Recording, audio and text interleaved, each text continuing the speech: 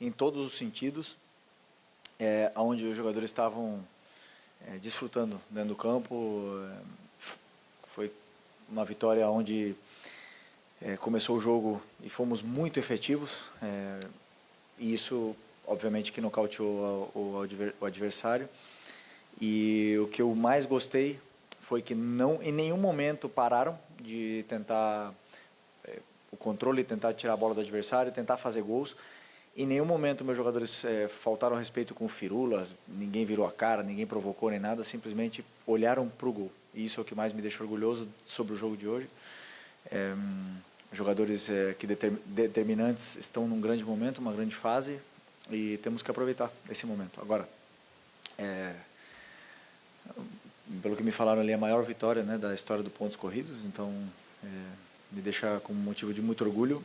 E o que demonstra foi que depois da grande vitória e do grande, os jogadores fizeram não um esforço físico, fizeram um esforço mental para sair do nível de euforia de ter eliminado o Inter lá em Porto Alegre, na casa deles, e fazer o jogo que fizemos. E esse esforço mental faz com que o time entrasse dessa forma, concentrado dentro do campo. Isso prova com que os jogadores eles querem muito ser campeões, querem muito estar brigando até o final. E esse é o caminho. Felipe, boa noite. Natália Brasil, Damas do Esporte. Como a colega falou, hoje a gente tem muito pouco para falar. Um jogo praticamente perfeito. Parabéns pela vitória. Mas eu queria saber de você de uma situação pontual que aconteceu extracampo, que foi a mudança do calendário, né, com o campeonato já correndo. Então, o Flamengo já se posicionou oficialmente, mas eu queria ouvir de você como você analisa essa mudança do calendário. Eu só discordo que você falou que temos pouco para falar. Eu acho que vocês têm muito para falar sobre o jogo de hoje. Não só quando vai mal que vocês têm muito para falar, né? É quando... Não, obrigado. O clube já se posicionou, e eu prefiro não opinar sobre o assunto, e o clube e a diretoria já se posicionaram sobre o assunto. Simplesmente ressaltar, jogadores com 4 dias de descanso voam, depois 3 em 3 dias não conseguem performar. Isso ainda não está demonstrado, vai ser demonstrado um dia e vai mudar. Eu tenho certeza absoluta que cientificamente demonstrarão que o jogador precisa de 4 dias para poder ter uma recuperação total. Não será esse ano. Felipe, Raiza Simplício aqui da Gol Brasil e da revista Placar. Nos últimos jogos a gente viu uma dupla de volantes que tem saltado os olhos do torcedor, que é o Jorginho e o Saul. Os dois estão muito bem no meio-campo. E recentemente você tinha falado que inicialmente o Saul tinha vindo para aquela posição ali mais ou menos que jogava o Gerson, que você enxergava ele ali, e que, claro, ele também poderia jogar como volante. Eu queria saber se você mudou de opinião, se agora você enxerga ele mais como um volante, essa dupla que ganhou uma sequência de jogos, se não me engano, 3 jogos seguidos juntas. E aí, ok, tem o retorno do Pulgar, mas se você enxerga o Saul já mais nessa posição como volante, ou se a tua ideia depois é arrastá-lo ali para a ponta ali. Como eu falei, o Saul é um desses jogadores que podem fazer várias posições. Igual era o Gerson, né, que também jogava de volante, podia jogar mais adiantado. As circunstâncias que aconteceram com lesões, com cartões e com a falta, né, de alguns jogadores, como a lesão do Eric, e o próprio Alan teve uma lesão, o Nico, me fez pensar em trazer ali também, principalmente pelo momento do Plata e do Luiz Araújo, onde estão cada vez melhor os dois. O Plata está num momento extraordinário também, e eu sei que o Saul tem muito mais para dar naquela posição mais adiantado, mas é verdade que deixou essa dupla de volantes que você citou, Saul e Jorginho, deixaram um bom sabor desde o primeiro jogo, e cada vez mais estão mais entrosados, porque eu acredito muito nessa relação, como eles se entendem dentro do campo, como eles se procuram, e eles estão se procurando cada vez mais, estão se entendendo, se complementando e fazendo as coberturas necessárias, tanto com bola como sem bola, onde estão muito bem compenetrados, e é isso, mais concorrência e melhor para mim. Felipe aqui, boa noite. Hoje veio a nota artística, né, que você tanto fala. O Flamengo, 3 minutos de jogo, 2-0. Como você falou, em momento nenhum o time recuou, jogou com resultado o tempo todo ali, respeitando a vitória. E Até o Mister falava muito sobre isso. A melhor maneira de você respeitar o seu adversário é continuar jogando como se o jogo tivesse 0-0. Mas eu quero falar, sua equipe no Campeonato Brasileiro fez 49 gols, tomou 9 e tem 35 de saldo. Hoje o Palmeiras é o segundo colocado, tem 12 de saldo. Você tem mais de 20 gols de saldo do segundo colocado. Eu queria que você falasse desse conjunto que está virando o Flamengo nesse segundo semestre, nesse segundo turno, e do crescimento da equipe desde o jogo do Inter em casa para cá. No Beira-Rio, o time jogou melhor ali, agora o segundo jogo também, e final de semana, enfim. Queria que você falasse desse crescimento no segundo turno. Obrigado. Bom, como eu falei na outra coletiva, quando chegam muitos jogadores novos e tem entradas, saídas, o grupo ele se transforma, né? O ambiente ele se renova. Muitas vezes existe um período onde parece que o grupo está encontrando nova alma ali, e esse momento passaram alguns jogos e o grupo está criando essa identidade. Eles estão cada vez mais amigos, dentro e fora do campo, estão se conhecendo cada vez mais, estão se adaptando à cidade, os jogadores novos, e os que já estão ajudando muito eles nesse processo de adaptação.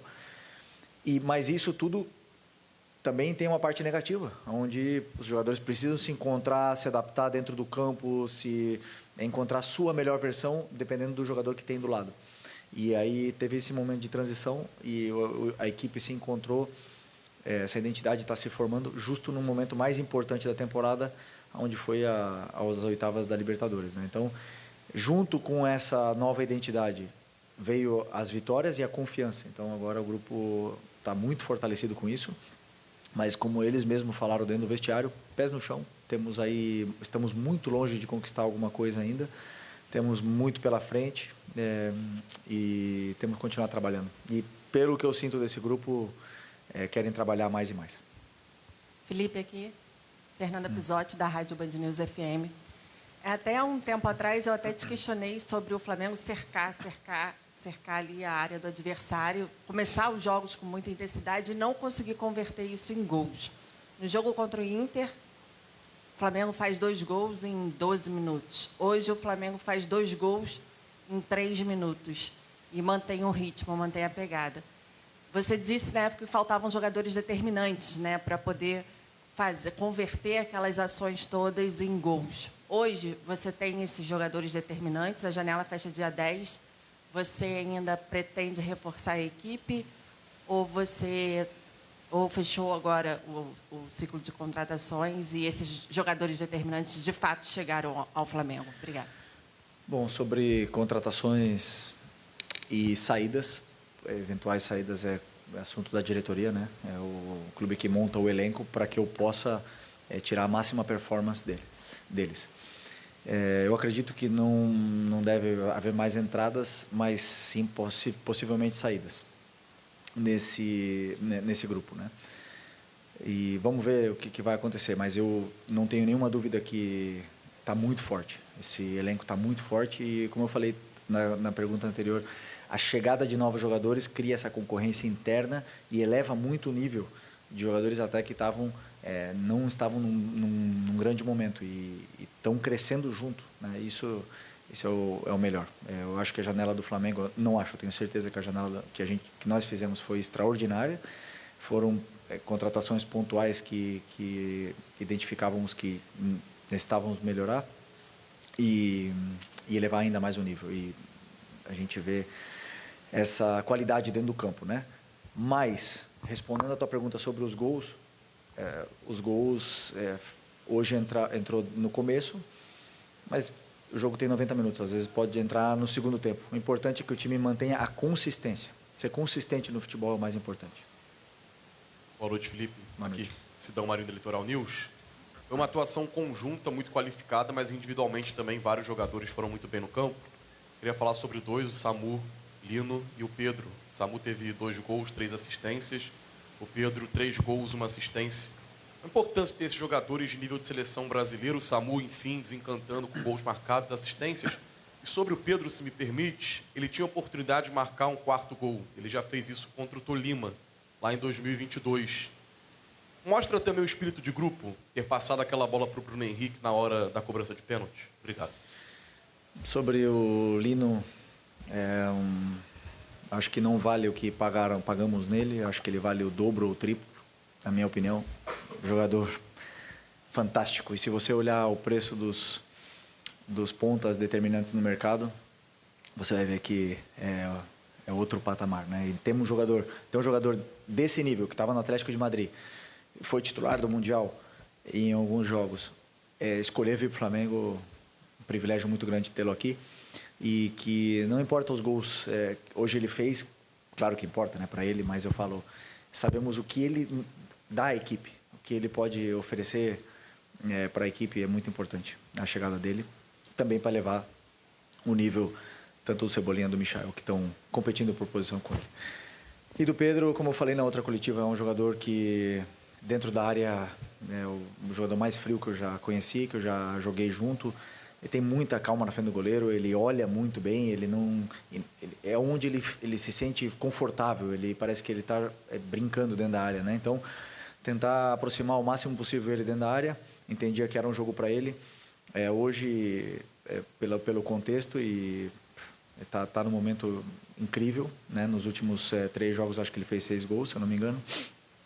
Mas o respeito que eles têm um pelo outro, ele e o Bruno, que o Bruno jogou na Libertadores, e passar a bola para o Bruno fazer o gol de pênalti mostra realmente que a força do grupo não é só palavras, senão em atitudes. Então, essas coisas que deixam o treinador orgulhoso. Oi, Felipe, aqui na tua frente, Sérgio Lobo. Parabéns a você por ser um comandante de uma equipe que hoje fez história aqui no Maracanã.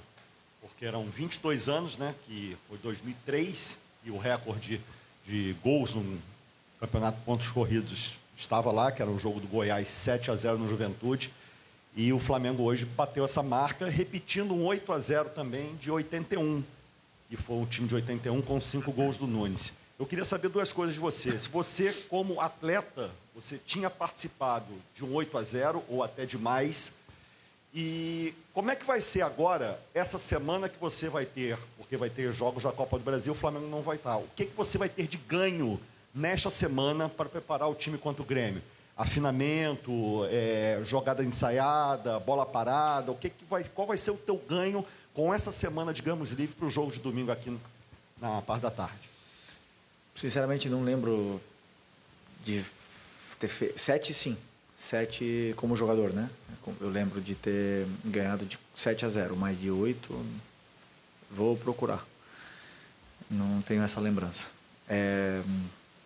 Sobre o que a gente vai treinar durante a semana, corrigir coisas do jogo que devemos corrigir, treinar vários conceitos do modelo de jogo, afiançar ainda mais essa ideia, que eles já entenderam muito, está muito claro que os jogadores já assimilaram tudo que tem para assimilar, mas quando tem jogos consecutivos, esses comportamentos se perdem. Então, podemos treinar vários aspectos que não tem tempo para treinar durante uma sequência de jogos, como detalhes.